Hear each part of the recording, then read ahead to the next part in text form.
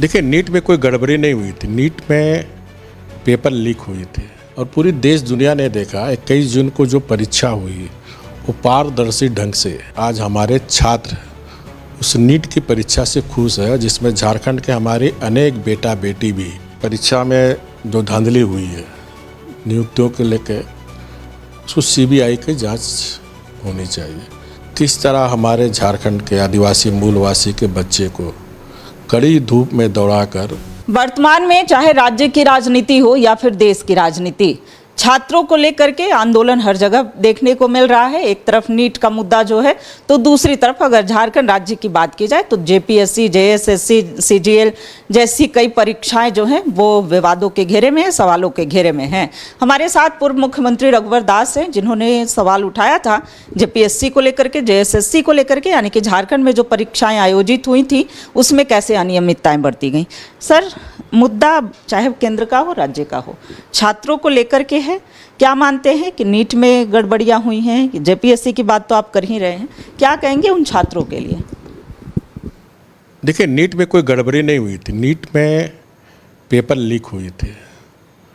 Paper leak होने के साथ ही भारत सरकार, हमारे शिक्षा मंत्रालय, हमारे मंत्री माननीय धर्मेंद्र प्रधान जी ने अविलंब नीट के परीक्षा को रद्द किया और डेट भी अनाउंस किया 21 जून को दोबारा नीट के परीक्षा होगी।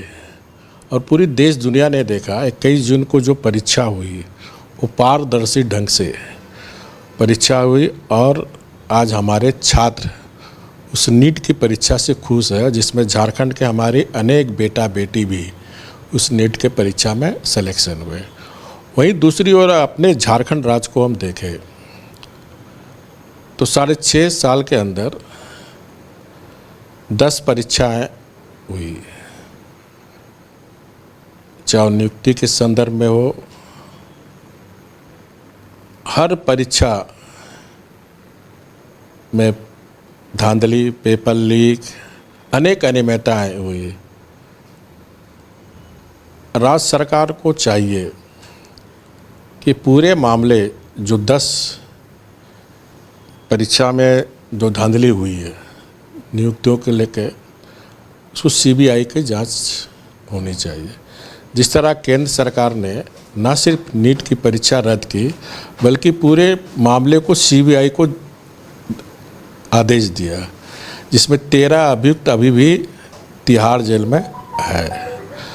तो वही अगर झारखंड सरकार को थोड़ी भी चिंता है झारखंड के युवाओं का, और आपने देखा कि जो उत्पाद परीक्षा में किस तरह हमारे झारखंड के आदिवासी मूलवासी के बच्चे को कड़ी धूप में दौड़ाकर, जो जानकारी है असामयिक 19 आदिवासी बच्चे बच्चियों की मौत हुई।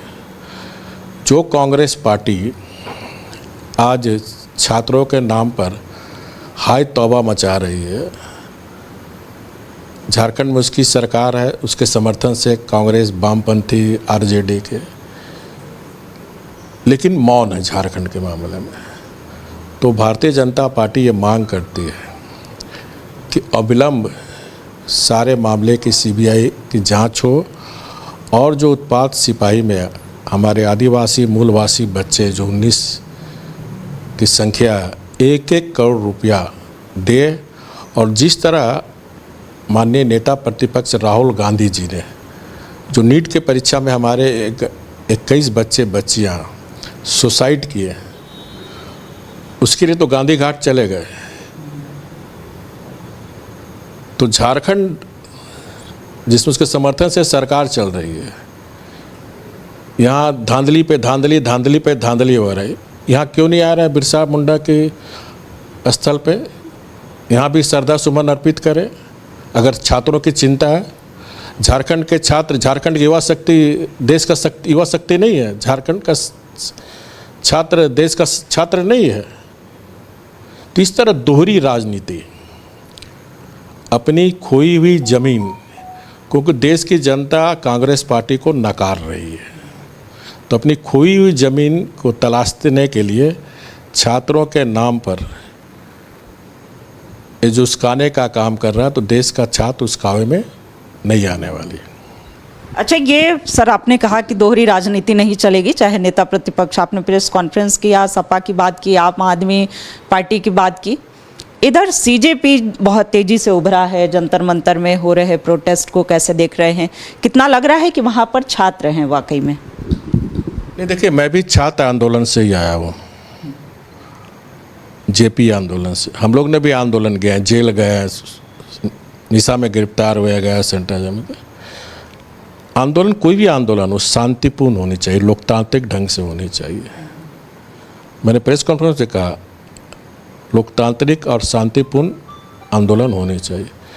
लेकिन ये भी खबर आ रही है आप ही मीडिया के माध्यम से, किस तरह हमारा दिल्ली का एसीपी को किस तरह। तो मेरा छात्र आंदोलन करने वाले नेताओं से भी अपील है कि उस छात्र आंदोलन बदनाम ना हो जाए, जो असामाजिक तत्वों के द्वारा जिस तरह वह घटना हो रही है, उससे भारत की भी छवि खराब होगी और आपके आंदोलन को भी धक्का लगेगा। और भारत सरकार छात्रों को गंभीरता से लेते हुए, आपने देखा स्वयं माननीय प्रधानमंत्री मोदी जी वीडियो बनाकर छात्रों से अपील कर रहे हैं। और छात्रों के लिए आपने देखा कड़ा कानून भी बना रहे। कल ही कैबिनेट में निर्णय लिए कि 10 करोड़ रुपये, 10 साल का सज़ा, और फास्ट ट्रैक में 3 महीने के अंदर जजमेंट। तो इसमें मेरी विपक्षी सदस्यों से भी अनुरोध है और छात्रों से भी अपील है, और सत्ता पक्ष सब मिलकर, और इस दिशा में भारत सरकार कदम बढ़ा चुकी। कल 2 मंत्री हमारे आंदोलनकारियों से बातचीत की, आज भी बातचीत का है। तो संसद में सत्ता पक्ष विपक्ष मिलकर एक कड़ा कानून बने, ताकि राज्य हो चाहे देश में इस तरह की घटना की पुनरावृत्ति ना हो। सकारात्मक राजनीति की ज़रूरत है। माननीय राहुल गांधी जी, नकारात्मक राजनीति कर प्रसिद्धि मिल सकती है, सिद्धि नहीं मिल सकती है। इसलिए नकारात्मक राजनीति छोड़कर सकारात्मक राजनीति देश हित में करिए। देश को अपमान करने का काम नहीं करिए। जब विदेश जाता, विदेश से आके देश का अपमान करने का काम करता है। जिस तरह आपने देखा पुलवामा घटना में, जब हमारा भारत का सैनिक सर्जिकल स्ट्राइक किया, एयर स्ट्राइक किया, तो सैनिक पर ही प्रश्न चिन्ह उठाया। अभी कश्मीर में जो घटना हुई, तो सिंदूर ऑपरेशन चला, उस पर भी क्वेश्चन उठाया। तो ये भारत का अपमान मत करिए। सोनम वांगचुक पर अब कांग्रेस प्रश्न उठा रही है। पहले तो सोनम वांगचुक को समर्थन कर रही थी, अब प्रश्न उठा रही है। तो उनके लिए क्या कहेंगे सर, और जैन जी से क्या अपील करेंगे? नहीं, देखिए, सोनम वांगचुक ने छात्रों की समस्या को ध्यान में रखते हुए, अपनी जान को जोखिम में डालते हुए उन्हें हड़ताल किया था। और जब हमारे 2 मंत्री उनसे बात किए, अन्य सांसद भी उनसे बात किए कि आप हड़ताल तोड़ दो, तो उनके रिक्वेस्ट पर हमारे पर्यावरणविद वांगचुक ने दिया। कांग्रेस पार्टी, फिर मैं कह रहा हूँ, इनको जनता नकार चुकी है।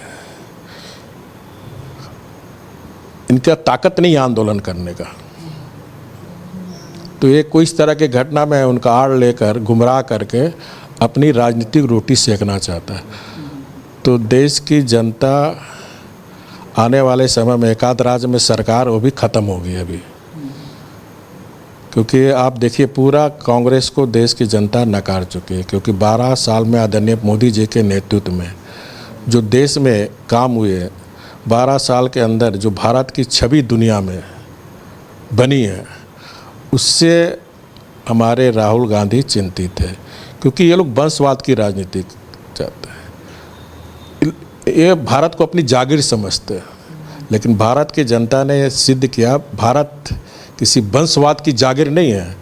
या एक आम व्यक्ति, चाय बेचने वाला भी, एक किसान भी देश का प्रधानमंत्री बन सकता है। मोदी जी बने, आप चरण सिंह देखे, किसान का बेटा प्रधानमंत्री बने थे। तब इस देश से वंशवाद की राजनीति नहीं चलेगी, इस देश में विभाजन की भी राजनीति नहीं चलेगी, इस देश में अब चलेगी विकास की राजनीति। तो इस देश में विभाजन की राजनीति नहीं चलेगी। और जैन जी से भी इन्होंने, अच्छा, जैन जी से फाइनली आपने अपील किया, पूरे देश भर के जो जैन जी हैं वो अभी थोड़ा इमोशनल। मैं अपने प्रेस कॉन्फ्रेंस में भी कहा था, मैं देश के समस्त छात्रों से अपील करना चाहता हूँ भारत सरकार गंभीर है, आंदोलनकारियों से बातचीत भी हो रही है, हमारे आदरणीय प्रधानमंत्री स्वयं गंभीर हैं। तो कोई भी समस्या का बातचीत से संवाद से ही समस्या का समाधान होगा, वो प्रक्रिया चल रही है। इसलिए समस्त छात्रों से मैं अपील है, अपनी शिक्षा, अपनी ज्ञान और करियर पर ध्यान दीजिए, क्योंकि आने वाले 2047 में जो माननीय प्रधानमंत्री जी का सपना विकसित भारत का, जो 140 करोड़ जनता का सपना विकसित भारत, तो युवा शक्ति हमारी विकसित भारत का रीढ़ है। तो इसलिए आप अपनी शिक्षा, अपनी ज्ञान और कैरियर को ध्यान देते हुए विकसित भारत बनाने में, भारत के आधुनिक भारत बनाने में आप अपना सहयोग दें। आपकी कोई भी समस्या, हमारे प्रधानमंत्री जी चिंतित है, उसके कड़े कानून भी बन रहे हैं। तो सर का बहुत धन्यवाद। जैन जी से तो अपील की ही, साथ ही केंद्र से विपक्षी पार्टियों को राजनीतिक रोटी सेकने का भी आरोप लगाया कि खोई हुई राजनीतिक जमीन वो वापस छात्रों के जरिए वापस पाने की कोशिश कर रहे हैं। लेकिन छात्र समझदार है, युवा समझदार है और विकसित भारत के संकल्प को पूरा करने में वो भी अपना अहम योगदान देंगे। कैमरा पर्सन अभय के साथ रुचि शर्मा, न्यूज़ 11 भारत राज्य।